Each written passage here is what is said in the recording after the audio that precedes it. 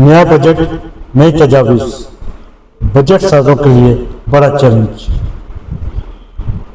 Kashmir news channel के programme कायदा पाकिस्तान हमारी पहचान पाकिस्तान में आपका मेज़बान शेख अजीजुर रहमान। हमारा मौजू है नया बजट और अवामी मसाइल। कलेक्शन के हवाले से शॉर्टफॉल, जिम्मेदार कौन, नए बजट के मौके पर IMF की कड़ी शराइ, इन्हीं मौज़ूआत पर बात करने के लिए टैक्स और कानूनी दुनिया में जानी पहचानी शख्सियत साबिक सदर डिस्ट्रिक्ट बाग चकवाल जनाब काशिफ इरशाद जंदुआ साहब हमारी निशस्त का हिस्सा हैं। हम अपने प्रोग्राम में आपको तहे दिल से खुशामदीद कहते हैं। अस्सलाम वालेकुम। कैसे हैं सर? जी अल्हम्दुलिल्लाह, आपने ठीक है? अल्लाह पाक की रहमत है। सर, हमारे देखने वाले नाजरीन की आगाही के सिलसिले में आपका तारुफ। मैं जैसे आपने मेरा तारुफ कर दिया, पहले ही कर दिया, काशिफ इरशाद जंदुआ मेरा नाम है। और सबक सर, ताल्लुक कहाँ से रखते हैं? ताल्लुक में मेरा झाटा जसवाल से ताल्लुक है जी, सवाल से झाड़ला जसवाल सवाल से चौथ शाह के साथ करीबी हमारा गाँव है झाड़ला जसवाल जी, ये आता है चकवाल में आता है, उससे ताल्लुक है हमारा। सर, अपनी इब्तिदाई तालीम के बारे में कुछ आगाही फराहम फरमाएं। ये इब्तिदाई तालीम मेरी तमाम लाहौर से ही है। मैं लाहौर में पढ़ा हूँ, मेरी ग्रेजुएशन भी लाहौर में हुई, BCom भी मैंने लाहौर से किया और पंजाब यूनिवर्सिटी से किया, मैंने ग्रेजुएशन किया है। और उसके बाद मैंने फिर ITB का लाइसेंस लिया, इस्लामाबाद से लिया मैंने ITB इनकम टैक्स कमिश्नर का 1997 में लिया। और उसके बाद 2006 में मैंने LLB की। कौन सी यूनिवर्सिटी? कराची यूनिवर्सिटी से मैंने कराची यूनिवर्सिटी से मैंने LLB की। LLB की उसके बाद से पहले तो ही मैं ऑलरेडी जो है इनकम टैक्स का काम 4-5 साल से पहले कर रहा था। सर, हम बाद में आप इस तरफ आएंगे। माजी और मौजूदा निज़ाम तालीम के बारे में आपकी क्या राय है? बहुत डिफरेंस है, पहले में और अब में बहुत ज़मीन आसमान का फ़र्क डाल चुका हुआ है।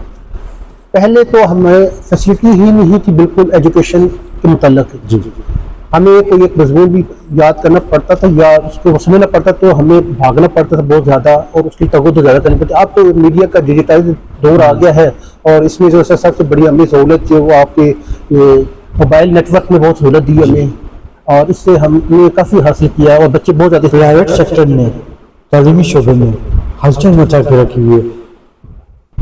दो तालीमी निज़ाम जी, रट्टा सिस्टम, दो तालीमी निज़ाम को कैसे दूर किया जाए, रट्टा सिस्टम को कैसे ख़त्म किया जाए और नए तलबा और तलबात को कैसे उजागर किया जाए। लेकिन रेटालाइजेशन जो तो हमेशा से नुकसान दे रही है, जी, वो वक्ती तौर पर होती है, बंदे को कि मैंने याद कर लिया और सब खत्म हो गया। हमेशा देर का वही रहता है जो बच्चा समझ के पढ़ता है और जिसको समझाया जाता है। समझ के पढ़ना और समझा के पढ़ने में बड़ा फर्क है और रेटालाइजेशन में बहुत फर्क है। ये दोनों चीजें डिफरेंस में अफवाहें गर्दिश कर रही कि बजट में स्टेशनरी समेत किताबें और कापियों पर 10% से बढ़ाकर 18% किया जा रहा है। गरीब तलबा और तलबा का क्या कसूर है? वालिदैन परेशान है। देखिए, ये मैं समझता हूँ कि ये हुकूमत के लिए भी चैलेंज है ये बहुत बड़ा जी, कि एक तो बजट में ये चीज़ अनाउंस कर देना, उन्होंने अपनी खुशी से तो नहीं किया होगा, लाजमन बात है।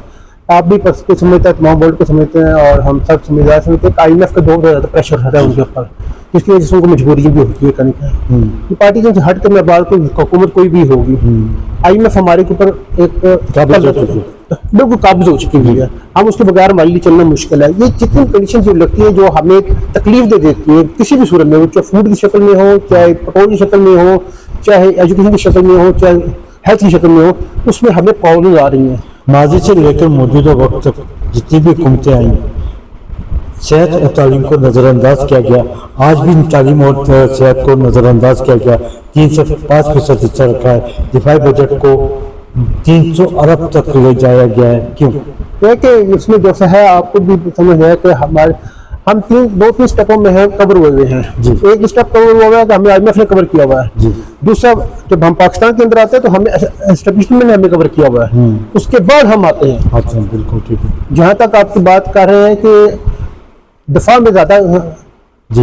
उसमें मजबूरियां भी कुछ है हमारी, क्योंकि दुनिया के जो इस वक्त हालात चल रहे जी। हैं वो यही चल रहे हैं कि जिसके पास जितनी ताकत है वो उतना ही मजबूत और अमन वाला इलाका चलाया जा रहा है। तालीम से खानदान और कौमें तरक्की करती हैं, बिल्कुल ऐसी। तो तालीम को क्यों नजरअंदाज किया जाता है? सर देखिए इसमें तो बहुत बड़ा ये मैं अलमिया समझता हूं हम की लाइब्रेरी समझ लें, जी। अलमिया समझ लें, मैं समझता हूं अपनी अय्याशियों को खत्म करें। जी। जो हमारे ब्यूरोक्रेट्स वगैरह या दूसरी चीजें जितनी अय्याशी कर रहे हैं जितना कर रहे हैं उसको खत्म करके इसकी तरफ ले जाते हैं, ताकि हमें कवर हो सकता कि हम जो है इसमें मुकम्मल कर लेते हैं, ताकि हमारी अय्याशी को जो पैसे जो इन्वेस्ट कर रहे हैं उस पैसे को हम तालीम में लगा देते हैं। तालीम से हमेशा जो है कौमें बनती हैं। हमने तारीख में देखा है और हमारे नबी सल्लल्लाहु अलैहि वसल्लम को फरमान मुबारक भी यही है कि इल्म वास्ते को खुद चीन तक जाना पड़े। जी। उससे साबित होता है कि इल्म बहुत जरूरी है। जैसे कि आपने माजी में लॉ की भी डिग्री हासिल की, ITP का भी कोर्स किया, लॉ की डिग्री में और ITP में क्या फर्क महसूस करते हैं? देखिए ITP है तो वो आपको सिर्फ बाउंड करती है एक जगह के लिए जी। कि आपने सिर्फ और सिर्फ इनकम टैक्स का काम करना है, सेल टैक्स का करना है, वेल्थ टैक्स का, जिसका ताल्लुक टैक्स से है उसके मुताबिक आपने सब काम करना है, वो सिर्फ आपको बाउंड करती है। जी। जबकि LLB जो है वो आपको मुकम्मल अख्तियार देती है कि आप किसी फील्ड में जाकर उसकी प्रैक्टिस कर सकते हैं, चाहे सिविल है, दीवानी, फौजदारी है, टैक्स है, प्रैक्टिस लॉ की हो या टैक्स की, किस कानूनदान से आपने प्रैक्टिस हासिल की? तो जो सी है मेरी इनकम टैक्स पिटीशन की जो है मेरे अल्लाह जन्नती फरमाए मेरे सारे मोहतरम आशिक हुसैन साहब जी। रावलपिंडी में प्रैक्टिस करते थे, मैंने उनके पास प्रैक्टिस की थी। जी। और चकवाल में मेरे थे मदर अलवी साहब, जी। जिनसे मैंने चकवाल की हाव में जाने के लिए उनसे भी मैंने काम सीखा। आप इन दोनों शख्सियत को कैसे पाया आपने? बहुत अच्छा पाया। उस्ताद हमेशा अच्छा ही होता है, बेशक, बेशक। कमी हमेशा उसकी शदीद नहीं रहती है, और जो वो बच्चा वही कामयाब हुआ वकालत का पेशा हो या टैक्स का, प्रोफेशनल पेशे कहलाते हैं। जो प्रोफेशन पेश करते हैं। सवाल यह है कि नए आने वाले वकला अपनी सीनियर की प्रैक्टिस से नाला नजर आते हैं, शॉर्टकट चाहते हैं, जबकि प्रोफेशनल शोबा है ये। आप जैसी शख्सियत अपने असातिज़ा से तालीम हासिल करके आला मुकाम तक पहुँची, शॉर्टकट क्यों चाहते हैं सर? तो देखिए मैं वो इस कर रहा हूँ कि मैं अपनी पिछली बार को साथ अटैच करके कंप्लीट करते साल उसको क्लियर करता हूँ कि टेस्ट में मेरे तालीम होता और जो है कानून में जो मेरे तालीम होता मेरे अपने बड़े भाई राज हारून शाह साहब, वो हमें एक ही बात समझाते हैं। हमारे जितने भी हम जूनियर्स आए हैं उनके पास उन्होंने एक बात कि सीना बिछीना ना चले, एक बात सुनी उसी को लेकर चले, शॉर्टकट काम नहीं करें, पढ़ें। पढ़ने से ही आपको जितना पढ़ेंगे उतना आपको इल्म हासिल हो। इसलिए तमाम जूनियर्स जितने भी मैं इस प्रोग्राम के तवज्जुह से उनसे रिक्वेस्ट करूँगा अपने छोटे बेटों को, भाइयों को, बहनों को, शॉर्टकट में ना जाए। शॉर्टकट हमेशा शॉर्ट ही रह जाता है काम। जितनों पाई है वो मर कर ही पाई है और हमेशा मेहनत करके पाई है। डिस्ट्रिक्ट बार हो या टैक्स बार, जानी पहचानी शख्सियत है आप। जी। आप कब से मुंसलिक हैं? मैं 1997 से मुंसलिक हूँ इनकम टैक्स से। जी। और डिस्ट्रिक्ट और बार डिस्ट्रिक्ट बार से मैं 2007 से मैं मुंसलिक हूँ। मैं 2025-26 में आप अपनी खिदमत बतौर सदर खिदमत से अंजाम दे चुके हैं। आपने क्या इक़दाम उठाए अपने वकला बिरादरी के लिए? देखिए जी, जहाँ तक बार की बात है वो बार मेरा दूसरा घर है। हमने जो भी मन धन लगाया, आपने जो भी किया वो अपनी बार के लिए किया, ये समझा कि अपने घर के लिए किया। हमने वहाँ पर काफ़ी काम करवाए। सबसे मेन जो है हमने कोशिश ये की कि जुडिशरी के दरमियान हमारे तल्लुकात अच्छे रहें, ताकि हमारे जो बार के और जुडिशरी के दरमियान तल्लुकात अच्छे रहे। और उसमें हम काफ़ी हद तक कामयाबी हुए। उसमें आने वाले सेशन जज ने हमें सराहा इस चीज़ पर कि अच्छा आपका माहौल बहुत अच्छा और हम आप अच्छे तरीके से चल सकते हैं। उसमें हमने रोल अदा किया। उसके अलावा जो से हमारे जूनियर्स के प्रॉब्लम आते बच्चों के वो हम सॉल्व कराए। बार के वेलफेयर के लिए काम किया हमने सोलर सिस्टम सारा लगा दिया। आज हम बिल्कुल बिजली के बिलों से मुस्तफना हो गए हैं। आज हम अपनी ही बिजली इस्तेमाल कर रहे हैं। और बार रूम जहाँ पे वकीला थक कर आते थे चाय पीने के लिए, उनके लिए पसीना तो अब वो चिल माहौल सा बना हुआ है वहाँ पर, अब उनको बिल्कुल ईजी माहौल रहता है। इसी तरह और शेड वगैरह बनाए गए। 1985 में चकवाल को जिला का दर्जा दिया गया। 1985 में डिस्ट्रिक्ट बार का क़याम अमल में लाया गया। 1985 से लेकर 2026 तक 21 साल दौर में किसी भी सदूर में डिस्ट्रिक्ट बार को कंप्यूटराइज नहीं करवाया, क्यों? हाँ मैं बताते हूँ इसमें कंप्यूटराइज हुआ जी ठीक है। हमारे दौर में हुआ, हमसे पहले कुछ वकला ने करवाया। जी लेकिन लाइब्रेरी में अगर आप जाएंगे, लाइब्रेरी में सब 3-4 सेट पड़े हुए हैं, जी एक्सटेंड किए गए। तो 2 हमने अपने ट्रेनिंग को, 2 हमारे पहले ब्रदर ने करवाए थे। हमारा प्रोग्राम था ई लाइब्रेरी बनाने का, राइट ठीक है। पंजाब मिनिस्टर साहबा ने हमें हुक्म दिया कि जी कि आप लेडीज बाथरूम की जगह हमें दें।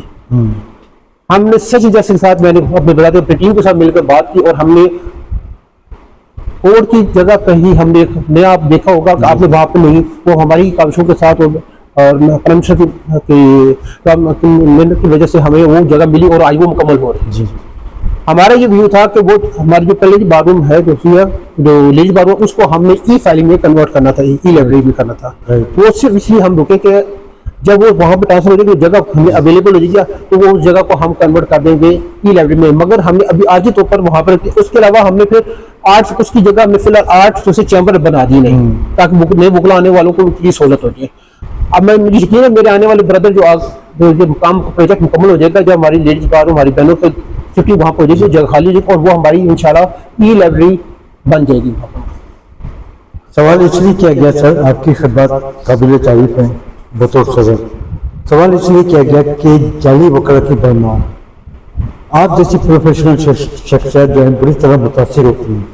जाली वकालत की भरमार के हवाले से vice chairman Punjab bar council Khawaja Qaiser Gaur साहब से भी मेरी बात हुई, vice chairman Pakistan bar council Pir Masood Chishti साहब से भी मेरी बात हुई, सुप्रीम कोर्ट बार के प्रेसिडेंट हारून रशीद साहब से भी मेरी बात हुई थी। उन्होंने कहा जी नो कमेंट्स। इस सिलसिले में जाली वकालत की भरमार के हवाले से आपकी क्या राय है? देखिए, जाली वकला के बारे में तो हमारा मौका हमेशा से क्लियर है कि हम पंजाब बार की जो पॉलिसी पहले भी यही, हम उसके साथ ही मुकम्मल तौर पर। पहले पंजाब बार में अशफाक कपूर साहब वाइस चेयरमैन साहब मिले हैं, उन्हें काफ़ी काविश की इसके मामले में, और उसमें मैं खुद बतौर प्रेसिडेंट पेश भी होता रहा वहाँ पे, जाके भी रहा हूँ। और हमने चीज़ पर भी कहा जी कि जो गंदी मछली उनको निकाला जाए। राइट।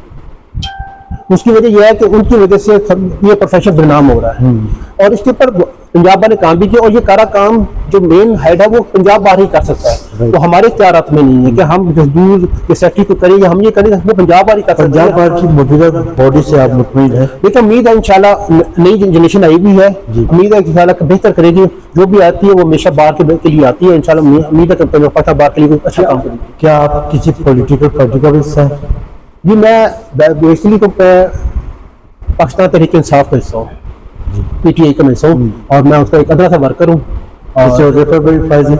जी, मैं ओहदे पर फायज नहीं फिलहाल, मैं उनका अदरा वर्कर हूँ। डिस्ट्रिक्ट चिपा में जो भी वर्किंग होती है मैं उसमें शान बशाना साथ चलता हूँ।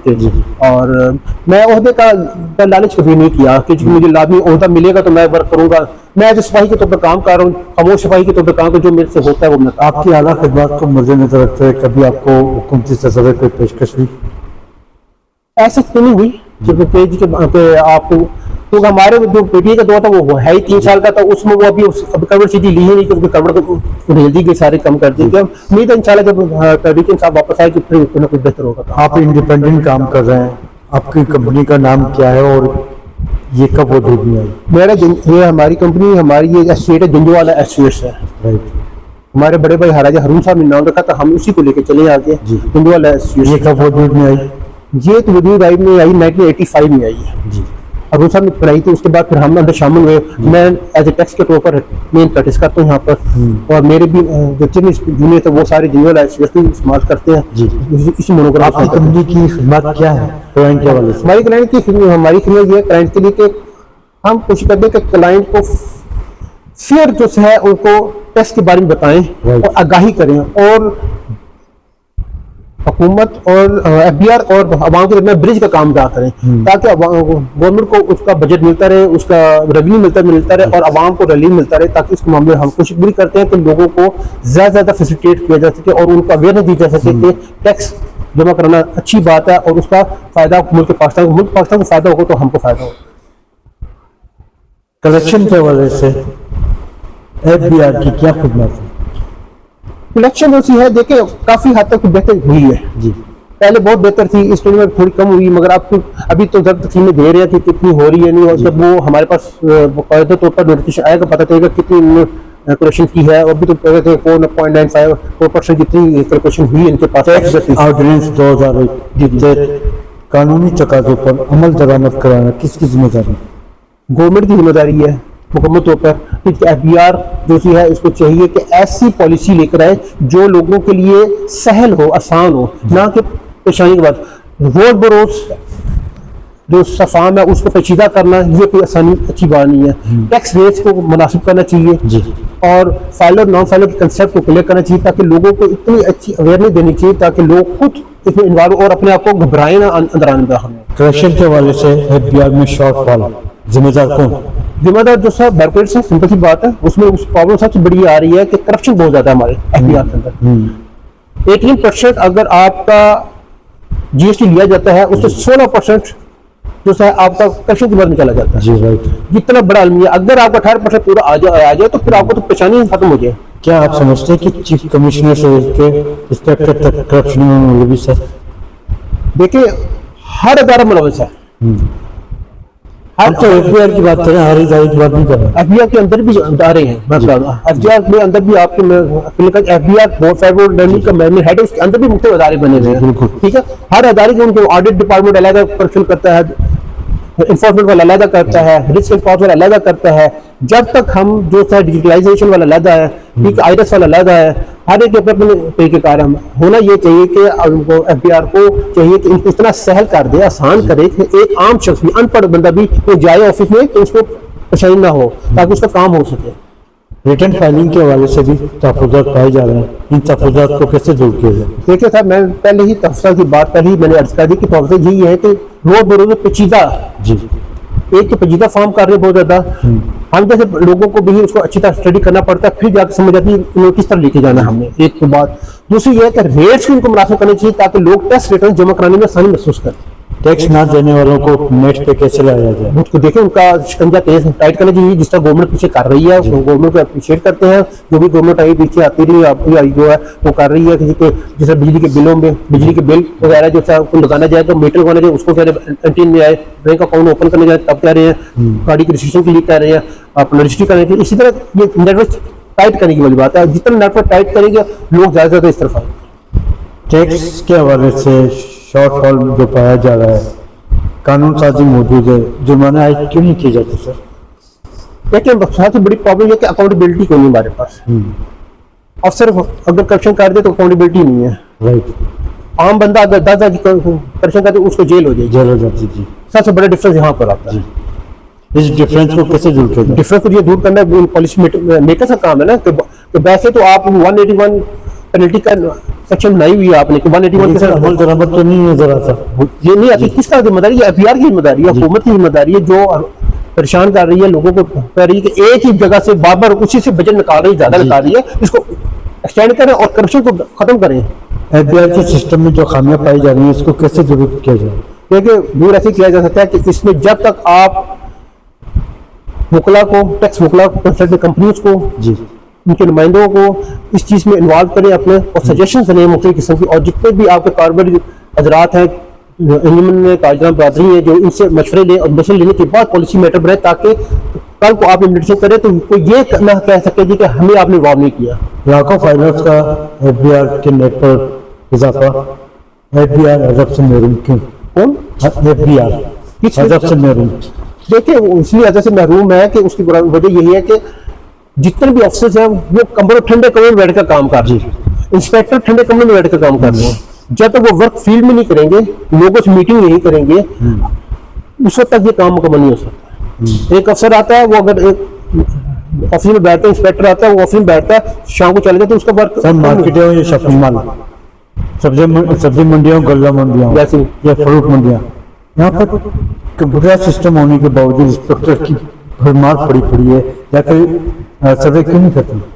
सर यही लैक ऑफ गाड़ी कह ले, लैक ऑफ नाहली कह ले, गवर्नमेंट की नाहली है कि जो ऊपर कमिश्नर जरा बैठे क्यों नहीं इनको पाबंद करते? इंस्पेक्टर का काम ही यही है कि सर्वे करे, मार्केट में जाए, लोगों से मिले, मार्केट में जाकर करप्शन ना करे, लोगों को अवेयरनेस दे, उनको बताए कि हम भी आपके ही पार्ट ऑफ पार्सल है, हम भी आपका हिस्सा है, आपको प्रॉब्लम हम बताते हैं आपको। जब तक आप लोगों को अवेयरनेस नहीं देंगे तब तक काम में कम नहीं होगा। हजारों में खामियों के वाले से बातें तो सब करते हैं, अजाला करने को कोई तैयार नहीं, क्यों? किसके?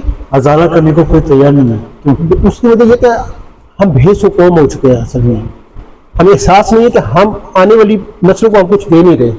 जब तक हम ये काम करेंगे तो ताकि आने वाली नस्लों को हम दे सकेंगे। हमें ये चाहिए कि हम कम ये थिंक तो रखें, ध्यान में रखें कि जो हमें काम कर रहा हूँ, मेरी आने वाली पीढ़ी जो है, मेरी आने वाली औलाद जो है, वो उससे फायदा उठाएगी। नए माली साल में FBI को हर सूरत तकरीबन 16 अरब डॉलर जमा करने, यह सब कैसे पूरा करेगी? देखिए, मैं पहले तो ये फिगर्स तो लिखने में फौरन हो जाते हैं, पूरा करना मुश्किल होता है। अब मैं ये कह रहा हूँ इसको एक्सपेंड करना चाहिए, इनको सिर्फ कारोबार पर नहीं रखना चाहिए, इनको चाहिए एग्रीकल्चर डिपार्टमेंट है और दूसरे डिपार्टमेंट है हो जाए। अब देखिए ना, 89% टैक्स अदा कर रहा है आपका बड़ी कंपनी जितनी भी अदा कर रही है, ठीक हो गया। कॉर्पोरेट लॉज में जितने 29% अदा करिए, जब नीचे आप आते हैं ना होलसेलर अदा कर रहा है, ना डिस्ट्रीब्यूटर अदा कर रहा है, ना कमीशन एजेंट अदा कर रहा है, ना रिटेलर अदा कर रहा है। इस बारे में गवर्नमेंट को चाहिए किस तरह आगे वो और इसको एक्सटेंड करें। FBI ने माजी से लेकर मौजूदा वक्त तक कई स्कीमें लॉन्च की। एक स्कीम लाई जा रही है नए बजट के हवाले से, ट्रेडर्स के बारे से 25,000 रुपये सालाना पे करना है। क्या आप समझते हैं कि ये स्कीम कामयाब होगी या बुरी तरह मुतासिर होगी? देखिए, स्कीमें पहले भी आई भी है और मुझे भी तकरीबन 27 साल हो गए इस फील्ड में। कई स्कीमें गवर्नमेंट भेजी है, कई बुरी का नाकाम भी हुई है। ये भी उसी का सिनेरियो नजर आ रहा है। उसकी वजह सबसे बड़ी मुझे पहले बात बता दी कि जब तक आप लोगों में अवेयरनेस नहीं देंगे तब तक काम नहीं चलेगा। आपको अफसर जो बैठे हैं उनको चाहिए, उनमें ताजरान बरादरी, वकला बरादरी, टैक्स से जो कंसल्ट करने वाले हैं, उन सबको हम मीटिंग हेल्ड करें और उनको बताएं कि ये चीजें आ रही हैं। वो अवेयरनेस दे लोगों को समझ आए कि 25,000 का साल अगर हो तो 2,000 का महीना भी टैक्स नहीं बनता, तो जो कि बहुत मिनिमाइज है, जिससे फायदा उम्मत को भी होगा, अवाम को भी होगा और उस शख्स को भी होगा। नया बजट नई तजावीज, बजट साजों के लिए बड़ा चैलेंज। आज जो बजट पेश किया गया है, बड़े चैलेंजेस क्या थे? देखिए, जो बजट में मैं कहता हूँ चैलेंजेस सारे चैलेंजेस हैं जिसको हम इस मुल्क की सूरत में बैठे हुए हैं। हमारे लिए तो हर लम्हा ही चैलेंज का बना हुआ है। देखिए, आप बजट की बात कर रहे हैं, बजट को पहले हम सुनते थे साल में एक दफा बजट होता था। हम स्पेशल तैयारी करते 3 बजे बजट आना है, हम 3 बजे बैठ के मीडिया पे आ जाते थे कि टीवी लगा के बैठ 3 बजे बजट। अब हर 3 मिनट बाद बजट नया आ रहा है। हम तो हर 3 मिनट का चैलेंज देख रहे हैं बजट को। हम किस सूरत में बात करेंगे हम? तो इसलिए हम तो यही कहें कि जो भी अल्लाह पाक इस बजट को हमारे लिए तो मुल्की कर्जाजात, IMF की कड़ी शराइत, हुकूमत वक्त अपने कर्जाजात में कमी क्यों नहीं लाती सर? बदकिस्मती है हमारी। हम तो यही कह रहे हैं कि जितनी भी याशियत है वो हमारे पेयर्स की है, एस्टेब्लिशमेंट की है, हुकूमत की है, इनको चाहिए अपने खर्चे कम करें और कम करके कम गरीब के लिए रिलीफ तो देना उनको। पाकिस्तान में 4 माह गर्म, मई, जून, जुलाई, अगस्त। वफाकी बजट जो पेश किया गया है, सर पेश किया गया या गर्म? क्योंकि जिस आज गर्मी हो गया था तो गर्मी पेश किया गया। देखिए, उसमें रिलीफ अवाम को कोई नहीं। अवाम को देखिए, जब तक आपको फ्रूटफुल अवाम को कोई फल नहीं मिलेगा तो अवाम क्या करेगी? गर्मी है, आपको सोलर के रेट बढ़ा दिए गए। जी बिल्कुल। एक गरीब बंदे अपनी पैसे इकट्ठा करके सोलर लगाने की कोशिश की तो उसमें भी उसको कतरे गाजी के मुल्क में सबसे ज्यादा टैक्स अवाम और तनख्वाहदार तबका अदा करता है। बेशक। क्या आप समझते हैं कि ये जो बजट पेश किया गया है अवामी उमंगों के मुताबिक किया गया है? देखिए, ये कोई भी बजट जो है जब भी आया अवामी मांगों को पूरा कभी नहीं उतरा। उसकी सबसे बड़ी मैंने पहले बात बता दी कि IMF को राजी करने के लिए उन्होंने ये करना है जो भी हम करें।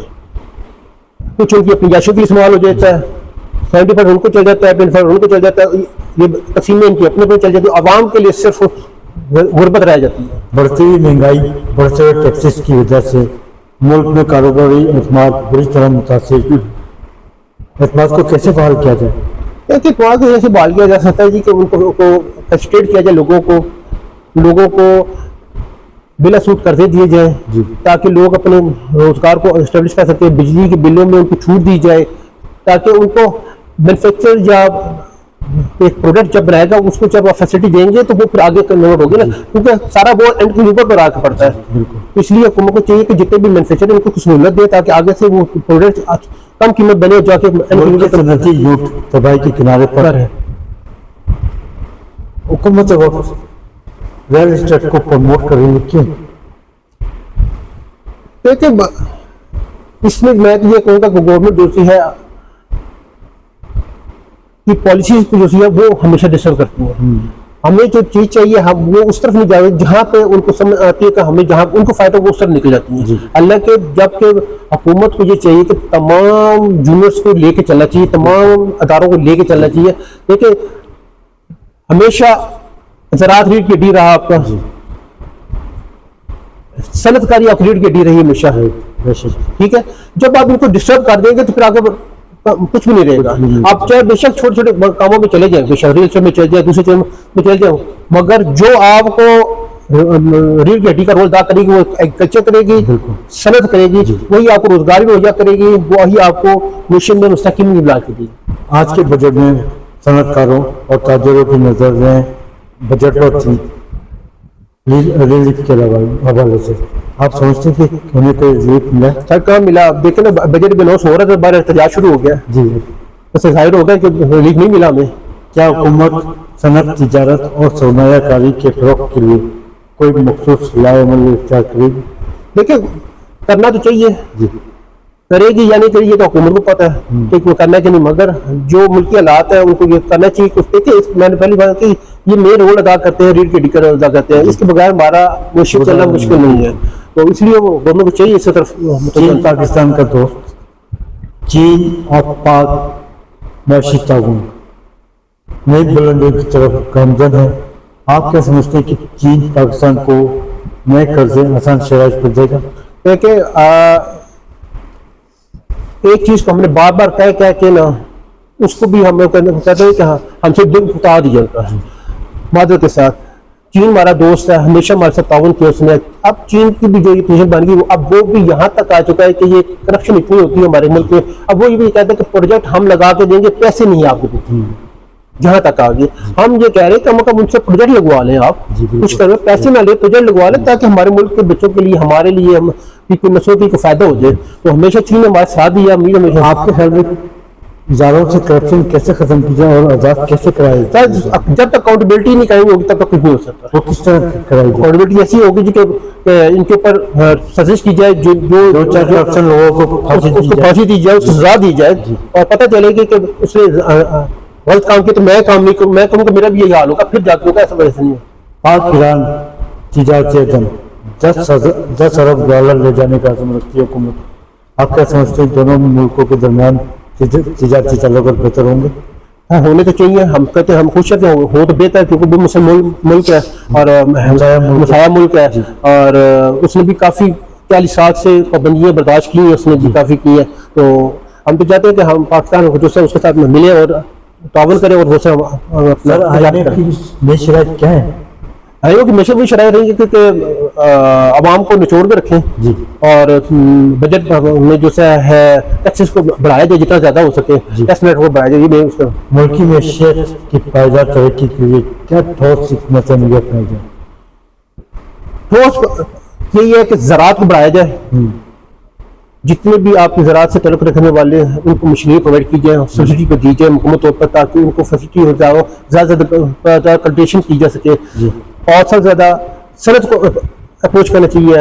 आपकी टेक्सटाइल मिल बिल्कुल बंद होने जो नहीं बल्कि हो चुकी हुई है, उसको करना चाहिए, ताकि जितना हम सनत को, एग्रीकल्चर के डिपार्टमेंट को इतना बूस्ट करेंगे उतना ही हमारा रोजगार भी बढ़ेगा, हमारी मुश्किल है। क्या सूबे जो है मुल्क की मैशियत के लिए कोई मुल्क का किरदार अदा कर सकते? बिल्कुल सोफे कर सकते हैं।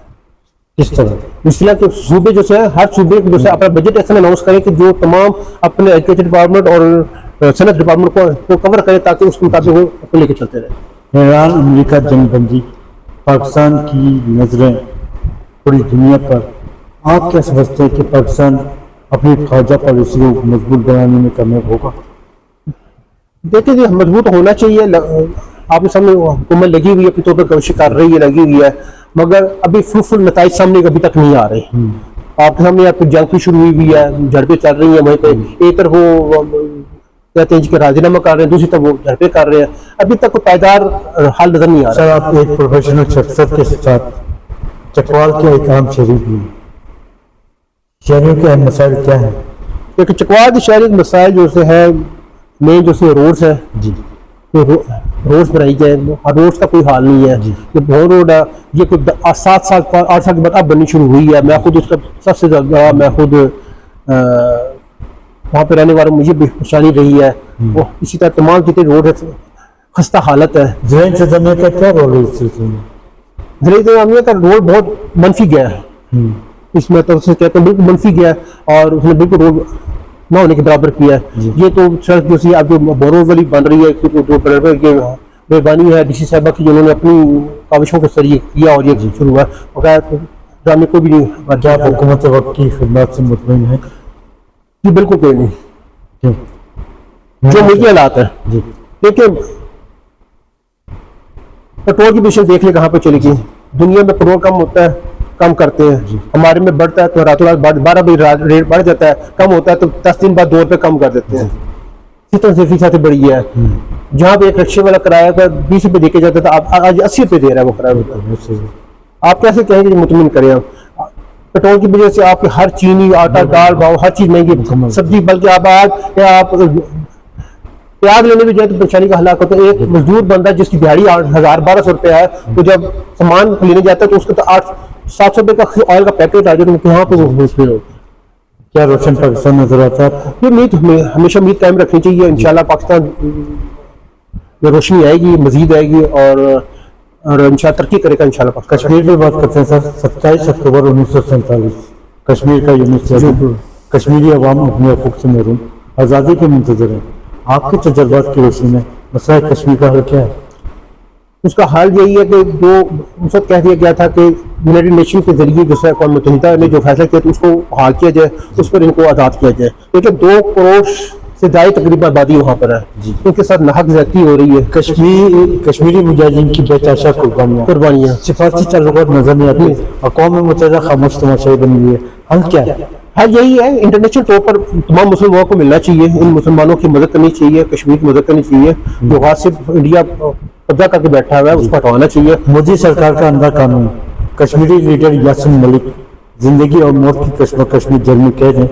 मिसाल मलिक इंसाफ की फरहमी के हवाले से हर बार में बयान देती फिर रही है। आप क्या समझते हैं कि इनकी खिदमत कोई रंग लाएंगी? इंशाल्लाह देखिए, कतरा दरिया बनता है हमेशा। जी उनकी मेहनत हमेशा याद रखी जाएगी, रायगा कभी नहीं जाएगी मेहनत। जो भी हमेशा नेकनीति से मेहनत की जाती है वो रायगा कभी नहीं जाती है, वो हमेशा चलती है आगे इंशाल्लाह। फील्ड मार्शल आसिम मुनीर, वज़ीर आज़म पाकिस्तान मोहम्मद शहबाज शरीफ ने हाल ही में कश्मीर को उजागर करते हुए कश्मीर की आज़ादी के सिलसिले में आलमी सतह पर आवाज़ बुलंद की। आप क्या समझते हैं कि इन दोनों लीडरान की वजह से कुछ असरात मुरतब होंगे? देखिए होने तो चाहिए जी, किसी का उन्होंने किया तो अच्छी बात है, करनी चाहिए, क्योंकि कश्मीर भाइयों के लिए आवाज़ उठानी चाहिए जी, क्योंकि वो पिछले 70 साल बेचारे पिस रहे हैं, 70 साल हो गए जी सर, पिस रहे हैं वहाँ से। तो हमारी माएँ बहनें की काफ़ी बवाल हुई वहाँ पर, और हमारे जो जवान भाई है वो शहीद हुए हैं। आज़ाद कश्मीर के हवाले से बात अगर की जाए, आम इंतखाबात से कबल आज़ाद कश्मीर के हालात ख़राब किए गए हैं। एक्शन कमेटी ने मुतालबा रखा है कि 12 सीटें पाकिस्तान की ख़त्म की जाए। आप क्या समझते हैं कि एक्शन कमेटी के मुतालबात ये दुरुस्त हैं, जायज़ हैं या नाजायज़ हैं? देखिए सूरत हाल देखी जाए तो फिर तो हम ये कहेंगे नाजायज़ है। देखिए क्यों कम की जाए, जी, जो है सीटें जितनी है और जो पब्लिक ने जो कही है, जो पब्लिक की आवाज़ है उसको एक्सेप्ट करें। जी, जो पब्लिक जिसको चाहती है उसको लेकर आए, चाहे उसका ताल्लुक कोई पार्टी से है, चाहे उसका ताल्लुक नून से है, चाहे उसका ताल्लुक पीटीआई से है, चाहे उसका जमात इस्लामी से है, चाहे जिससे भी है, जिसको वहाँ पसंद करते उसको लेकर आए। जमातें कम करने से ज़्यादा करने से फर्क है तो कोई नहीं, जो है जमातें सीटें हैं उसके मुताबिक चलना चाहिए। कम करने से क्या आप अपने आप को, आपके ख्याल में कश्मीर बनेगा पाकिस्तान या कश्मीर बनेगा खुद मुख्तार? देखिए जो मेरी ख्वाहिश है कि कश्मीर खुद मुख्तार बन जाए, जी, पाकिस्तान के साथ बन जाए, मगर बने कुछ इंडिया के कब्जे से बाहर निकलना चाहिए उसको। राइट। कश्मीर न्यूज़ चैनल की सालगिरह 16 जून 2026 को बागी जिना लाहौर में मुनक्किद हो रही है, जिसकी सरबराही जस्टिस रिटायर्ड बदरुद्दीन लोधी साहब और मेहमान ख़ुसूसी साबिक चेयरमैन FBI अब जनाब अब्दुल्ला यूसुफ साहब हैं। इसके हवाले से आप कश्मीरी आवाम को क्या पैगाम देना चाहेंगे? मैं यही पैगाम दूंगा जी कि अल्लाह पाक उनकी आसानी पैदा फरमाए जी और उनको आज़ाद करे हमारे कश्मीर भाइयों को। और उन्होंने बहुत एक लंबा अरसा जदोजहद की है जी और काफ़ी जानों का खून उस धरती में शामिल हुआ है। जी और अल्लाह पाक उनको काफ़रों से आज़ाद कराए और आज़ाद एक मुल्क बनाए और यहाँ पाकिस्तान का हिस्सा बने, जो भी हो उनके लिए बेहतरी हो। बहुत शुक्रिया सर आपको। Thank you so much. Ji.